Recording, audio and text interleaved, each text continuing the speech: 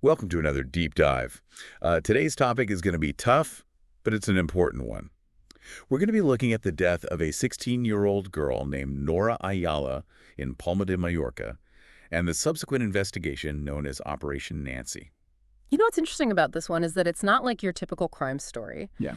It happened in a seemingly ordinary community, working class families, swimming pools, the kind of place you think of as safe and secure. Right. And yet, beneath that surface, there's this dark underbelly of exploitation that really just kind of chills you to the bone. Yeah.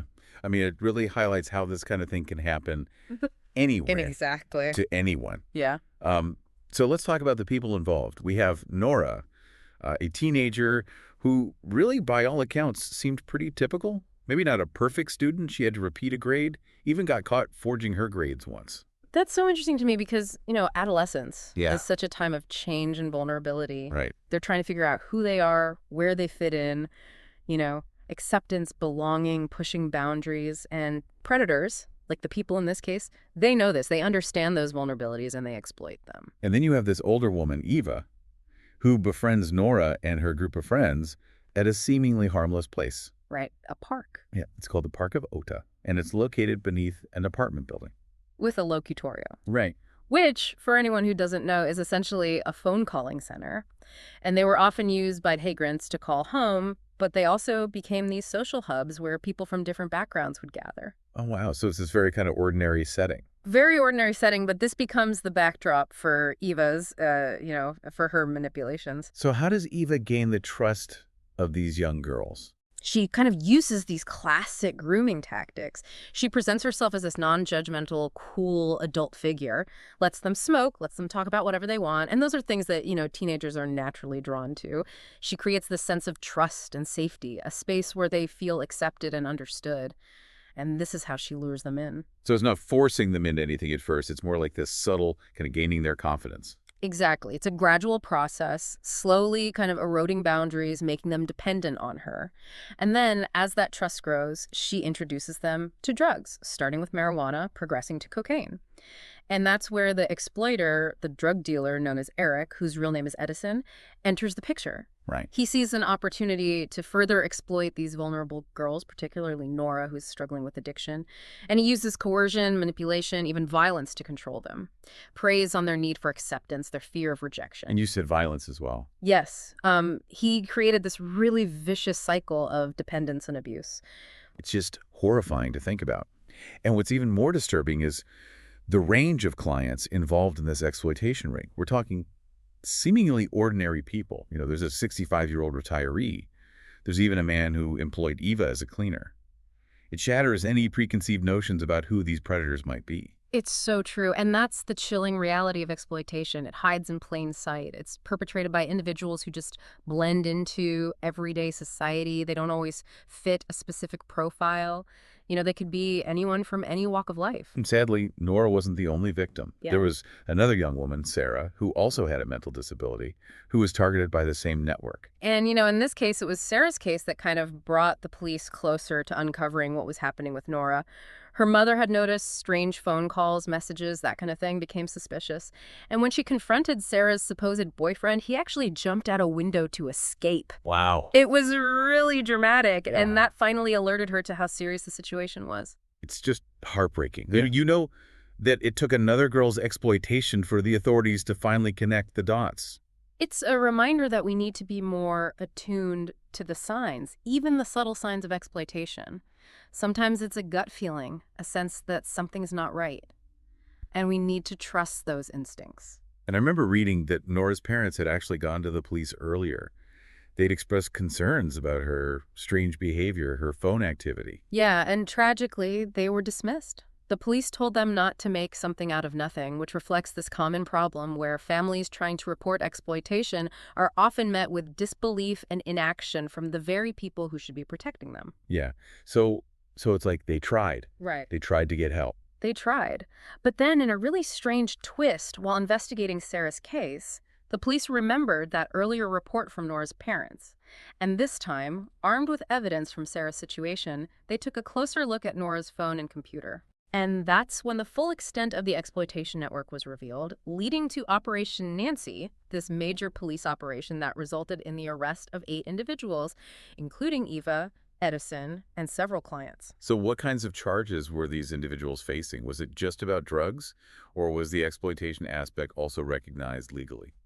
The charges ranged from drug trafficking to inducing minors into prostitution, and the police really recognized the complexity of the crimes. They understood that it wasn't just about drugs, but also about the manipulation and coercion of vulnerable So individuals. let's talk about the trial and what happened to those involved. Okay, so Eva received 15 and a half years in prison for prostituting minors. Edison received 17 and a half years for inducing prostitution and drug trafficking. Wow. Other individuals involved received lesser sentences for drug offenses and corruption of minors. Uh-huh.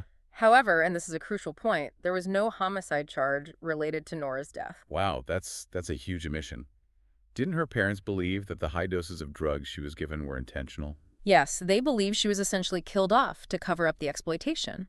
And the circumstances surrounding her death certainly raise questions. She was found dead on her doorstep with a broken sandal and blood on the wall, Okay. suggesting a struggle or a desperate attempt to escape. It sounds like there's still a lot of unanswered questions about what happened in those final moments. Absolutely. And then there's that haunting detail about the water bottle found by her body. Oh, yes, the botellin of water, as it's become known. A blue plastic bottle, no label, and her father kept it for years, hoping it might contain some clue, some evidence that could finally bring answers. Yeah. It just speaks to the profound sense of loss and the desperate search for closure in cases like this. That image is so powerful and so heartbreaking. It really speaks to that just deep, unresolved grief of parents who lost their daughter under such horrific circumstances. It does, and it really underscores the fact that while justice may have been served in terms of legal proceedings, the emotional toll of this tragedy continues to weigh heavily on those left behind. So before we move on to some of the broader implications of this case and what we can learn from it, I want to make sure we've covered all the key players and events in this first part of our deep dive. Is there anything else we need to revisit or clarify? I think we've laid a really solid foundation. We've established the who, what, and where of this tragic story. Now we can kind of shift our focus to the why and the how, the societal factors that contribute to exploitation and the warning signs that we all need to be aware of. Absolutely. That's where we'll pick up in part 2. It's easy to feel overwhelmed by a story like Nora's, right? And think, well, what can I possibly do? But I think you're right. Even small actions can make a difference. So let's talk about those actions. What are some red flags, like those subtle warning signs, the things we should be looking out for? What might indicate that someone's being exploited, even if it's not like as obvious as physical abuse? Well, I think one of the most common signs is a sudden change in behavior. Okay. So, someone who was once really outgoing and sociable might become withdrawn or secretive or like overly defensive. They might start distancing themselves from friends and family, or even just like sudden changes in their appearance, like how they dress, the language they use. Right. And those changes, those could be attempts to conceal what's happening, right? Or maybe they're reflecting like the emotional and psychological toll of the exploitation. Yeah, exactly. That's a really good point. Another red flag is unexplained gifts or money, particularly if there's no, obvious legitimate source of income. That can be a sign that someone's being coerced or manipulated into doing things they wouldn't normally do. It's like a reward. But the price is, their own safety and well-being. And of course, any physical signs of abuse, like unexplained injuries, those should always be taken seriously. Right. Oh, absolutely. And we also can't ignore how technology plays a role in all of this. Nora's parents weren't initially aware of how much she was talking to Eva and Edison online because they were using this coded language in their chats. Right. That detail really stuck with me. It's almost like they were using technology to hide in plain sight, even from those closest to the victim. Exactly. It really underscores how important it is to have those open and honest conversations with young people, about online safety. We have to educate them about the dangers, about online predators, about protecting their personal information. It's tricky, though. How do you find that balance between protecting them and respecting their privacy? Yeah, it really is a delicate balance. It's about open communication, I think, and building trust. Start by talking to them about the risks, about sharing personal information online, encourages them to be cautious about interacting with strangers online. And and really importantly, to report any behavior that makes them feel uncomfortable. I think what can be really helpful is just emphasizing that they can always come to you. If something feels wrong, no judgment, just support. Exactly. Creating that safe space for them to share their concerns without, fear of being reprimanded or punished. And sometimes the best approach, honestly, is to just be observant. Trust your instincts. If you see any of these changes, any red flags we've talked about, don't hesitate to reach out for help. So what resources are available for someone who, suspects that they or someone they know might be a victim of exploitation? There are some really great organizations dedicated to supporting victims and their families. The National Human Trafficking Hotline is a great resource. They have a 247 hotline and a ton of information on their website. Right. And I think there are also often local organizations as well that can provide that kind of, more personalized support. Definitely. It's so important to remember that help is out there, even if it feels like there's nowhere to turn. Absolutely. Another thing that's important to understand about exploitation is that it doesn't always involve physical force or violence. It can be much more insidious than that, relying on psychological manipulation and control. That's such a crucial point. It's not always about like chains and locks. It can be these subtle forms of coercion and dependence. Exactly. Traffickers will often prey on vulnerabilities. They might promise a better life, love, money, or even just a sense of belonging. They target people who are feeling lost, alone, desperate for something more. And that's where that cycle begins, right? The victim becomes trapped, believing they have no other options. It's heartbreaking, and it underscores how important it is to build strong support systems for young people, whether that's fostering healthy relationships with family and friends, encouraging their passions, giving them opportunities to develop their self-esteem and independence. Right. It's about giving them the tools to make their own choices and to recognize when someone's trying to take advantage of them. But it's not just about individual responsibility, right? I mean, communities play a role in this too. Oh, absolutely. Communities can create this culture of awareness, and prevention. And that starts with education, right? Yeah. Informing people about the signs of exploitation, how to report it. It's kind of like a neighborhood watch program. Right. But instead of looking out for property crime, we're looking out for each other's well-being. That's a great analogy. And I think it really speaks to the power of collective action. We can't just rely on individuals to spot these situations. We need to create a safety net within our communities. Exactly. And I think another crucial aspect is supporting those local organizations that work with vulnerable populations, like youth centers, homeless shelters, social service agencies. Those are the organizations that are on the front lines, providing that essential support and resources. Right. And it's also about advocating for stronger laws. Yeah. Right. And policies that can address this. We need to hold perpetrators accountable and create a legal system that truly protects victims. Yeah. It's a multifaceted approach, really. It is. It involves individuals, communities, the legal system, all working together. Yeah. It's about creating a world where exploitation just isn't tolerated, where every individual feels safe and supported and valued. Exactly. As we've been talking about all this, it's a lot to take in, right? This whole issue, it's so complex. And one thing that keeps hitting me is how personal it all is. Like, we can talk about the big picture stuff, the statistics, the laws, but this is really about real people. Real lives just shattered. It's true. It's so easy to get lost in the systemic issues, the big picture, and forget that each number, each statistic, it's a person, a human being, with hopes and dreams, vulnerabilities, and those vulnerabilities were exploited.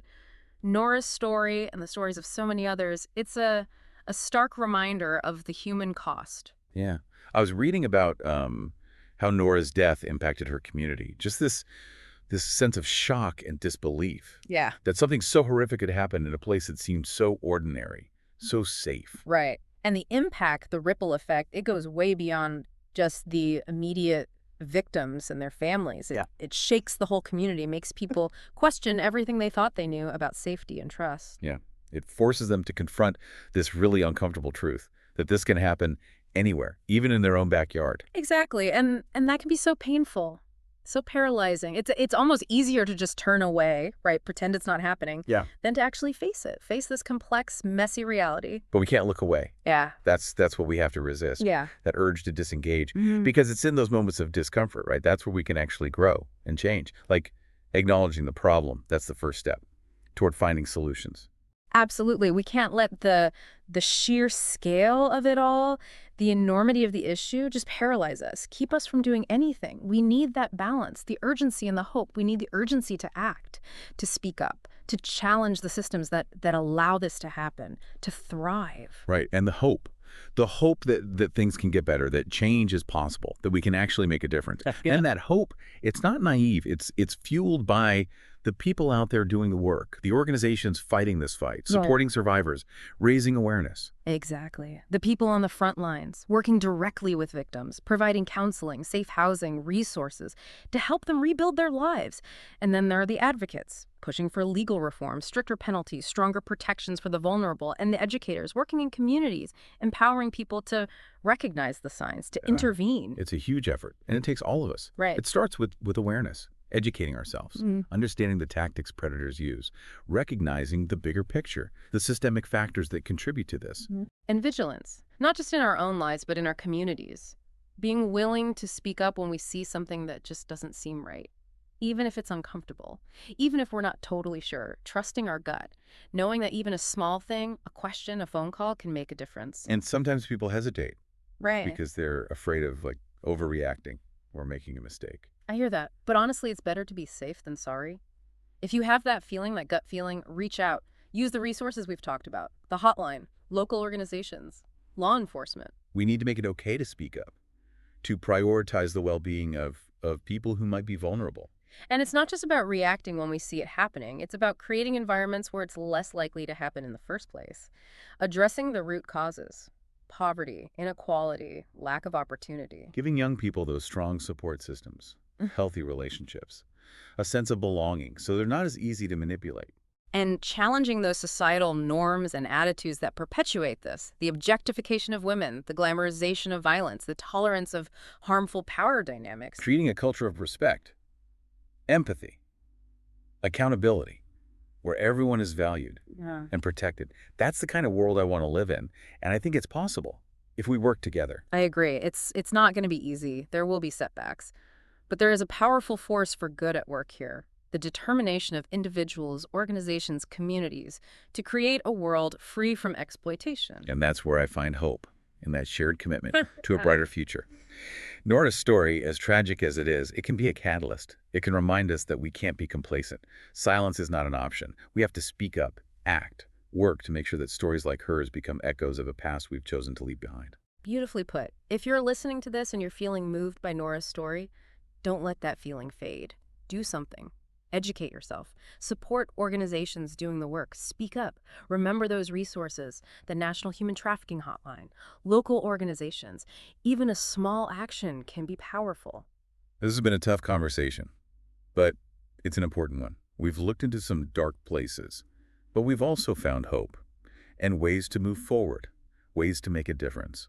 We've talked about what exploitation looks like, the warning signs, the resources that are available to help. If anything we've talked about today has resonated with you, please don't hesitate to reach out. For yourself or for someone you care about. You're not alone.